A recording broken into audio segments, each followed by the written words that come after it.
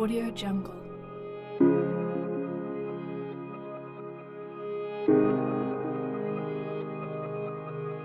Bonjour, bienvenue sur Kansei, une des plus grandes entreprises du monde, Airbus. Airbus dans ses locaux, Airbus dans son restaurant d'entreprise récemment inauguré.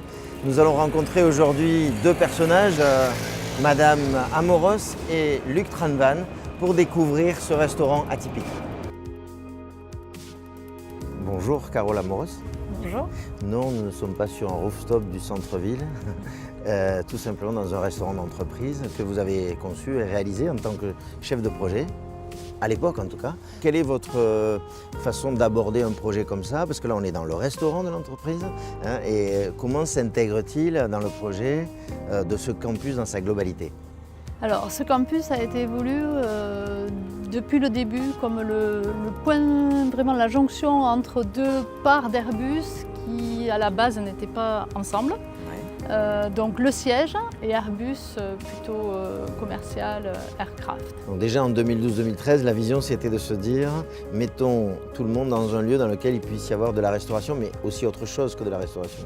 Alors en effet, on peut aujourd'hui faire manger 2 fois 900 personnes, mais surtout on peut aussi venir faire le matin son fitness, le matin ou dans la journée, c'est ouvert toute la journée. Fitness. Fitness, il y a un fitness, on peut faire du vélo, on peut faire des pilates, il y a des cours de pilates. On peut y manger parce qu'il y a des salons qui sont juste à côté de nous. On peut aussi manger dans la salle de restaurant et on peut aussi le matin prendre son petit déjeuner dans le Starbucks qui est au rez-de-chaussée. Une vie en fait sociale dans un campus.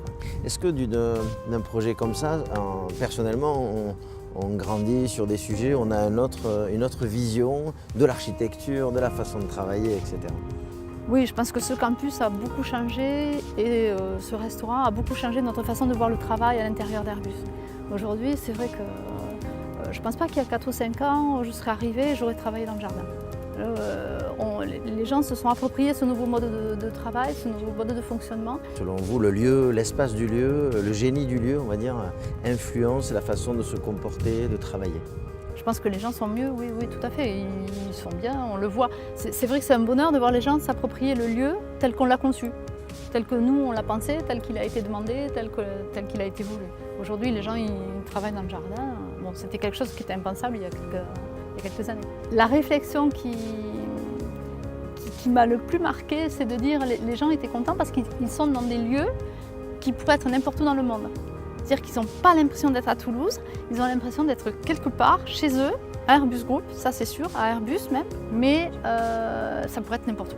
Quelque part chez eux, partout dans le monde, à Toulouse. C'est une belle phrase. Merci Carole et au plaisir de vous revoir sur notre projet. Au revoir. À bientôt. Audio Jungle.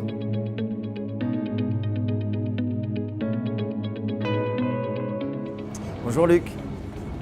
Bonjour. Merci de nous accueillir ici, sur le campus d'Airbus.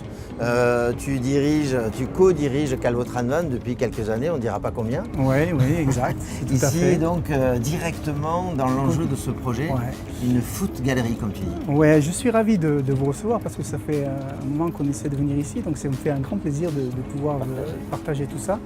Donc effectivement, on est dans la food galerie. Alors la food galerie, c'est un endroit très important pour le projet parce que c'est le premier geste architectural qu'on a eu sur ce dossier, notamment au niveau du concours, c'est le lien entre les usines existantes qui sont de l'autre côté de la rocade et le siège. Tout le monde peut être uni par cette food galerie. Donc la particularité donc, de cette construction, on va dire, de ce signal, c'est fait en quoi? Alors c'est du béton. Évidemment, c'est du béton, ça se voit. Cette food galerie, donc, comme je le disais, pour moi est très, très importante et donc il fallait que je trouve un moyen de traiter la rupture entre la food galerie et le campus. Et donc, dans tout le site, on a travaillé sur le végétal. Le cœur de mon projet, c'est le parc. Le parc est l'âme du projet. Donc là, lorsqu'on se retrouve le long de cette galerie, donc on s'aperçoit qu'il y a un flux en fait, naturel. Alors, il y a un flux naturel qui se fait avec les gens qui vont travailler, les gens qui vont déjeuner, les gens qui se rendent à divers endroits sur le site. Et la particularité donc, de ce lieu, c'est qu'on est ici par exemple sur une zone traitée tout en minéral. Et ce qu'il faut bien comprendre, c'est que Le restaurant qui se trouve ici, qui est le premier bâtiment qu'on trouve sur le site, a une position stratégique. C'est le premier bâtiment qu'on trouve, donc on le traverse. Et une problématique qu'on a été obligé de résoudre, c'est de ne pas avoir de flux logistique pour ce restaurant à l'intérieur du site. Donc on a trouvé la solution simple finalement d'enterrer toute la partie technique, donc toute la partie cuisine et toute la partie technique en sous-sol, de façon à avoir une liaison à l'extérieur. Donc il n'y a pas de cuisine apparente dans ce restaurant et donc on est sur ces éléments. C'est pour ça qu'on est sur des parties en dur. En ayant sorti toutes ces cuisines, on s'est posé la question de ce bâtiment qui était à l'entrée du parc et qui fermait un petit peu le parc. Et on s'est dit mais il ne faut pas qu'il le ferme, au contraire il faut qu'il l'ouvre. Donc on a surélevé ce bâtiment, on l'a positionné au niveau de la canopée des arbres. Donc on a travaillé une façade en 3 dimensions, très légère parce qu'on voulait de la transparence. Donc on l'a travaillé en toile, tendue, et ce qui nous a permis de donner une particularité donc à ce bâtiment, lui donner son image, qui aujourd'hui est très forte parce que les gens le reconnaissent, et d'avoir quelque chose qui est assez fermé de l'extérieur, donc on ne voit pas trop la transparence. Mais par contre, quand on est à l'intérieur, tout explose. J'ai fait waouh. La toile disparaît et vous voyez le parc. Vous êtes donc au milieu du parc, au milieu des arbres. Et j'espère que dans quelques années, vous aurez donc ces arbres qui vont pousser et qui vont accéder 5-6 mètres de haut au niveau de leur feuillage. Et donc, on aura absolument la salle dans les arbres. On a l'effet continuité en fait, tout en n'étant Voilà. pas forcément... On a 2 façades, alors là c'est un petit peu plus technique, c'est qu'on a 2 façades ensoleillées qu'il fallait protéger, puisque le restaurant est utilisé entre midi et 2, donc c'est un peu particulier. Donc on a protégé ces 2 façades ensoleillées par de la toile tendue en 3 dimensions. Et évidemment, il restait les autres façades. Et donc on a redessiné en 2 dimensions le dessin de la 3D pour avoir une continuité de graphisme sur le restaurant. Alors justement, en parlant de continuité, de douceur, ce parc, hein, ce petit patio qui est dedans, dehors, est juste magique. On a l'impression qu'on est un peu à la maison finalement. C'était la volonté de départ. Un jardin public même. C'est absolument ça, c'est un jardin public.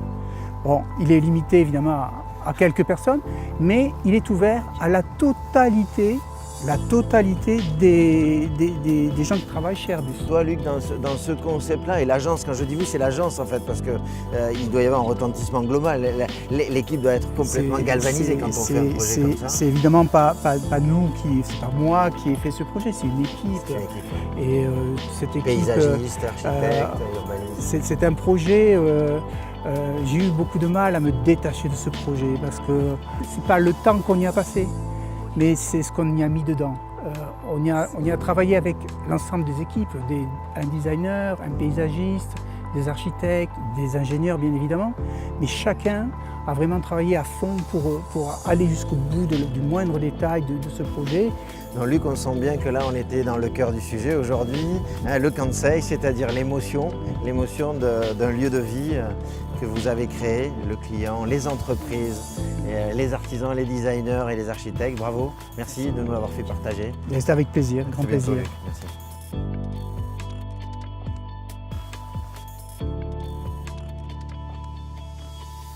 Audio Jungle.